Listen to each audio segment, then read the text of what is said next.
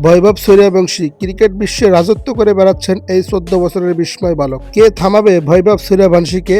যুব ওয়ানডে বিশ্বকাপে ইংল্যান্ডের বিপক্ষে যেন ব্যাটিং তাণ্ডবটাই দেখালেন তিনি। ফাইনালের মতো একটা গুরুত্বপূর্ণ ম্যাচে ৮০ বলে ১৭৫ রানের ব্যাটিং তাণ্ডব দেখালেন বৈভব সূর্যবংশী, যেখানে ১৫টা ৪ এবং ১৫টা ৬ মেরেছে।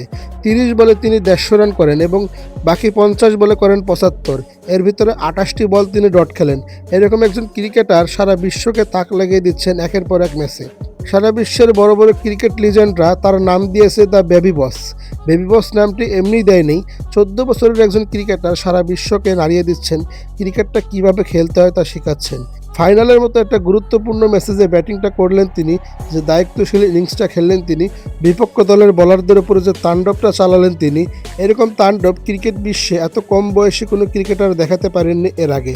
বৈভব সূর্যবংশী এবারের আসরে সর্বোচ্চ রান সংগ্রাহকের তালিকায় ১ নম্বরে রয়েছেন।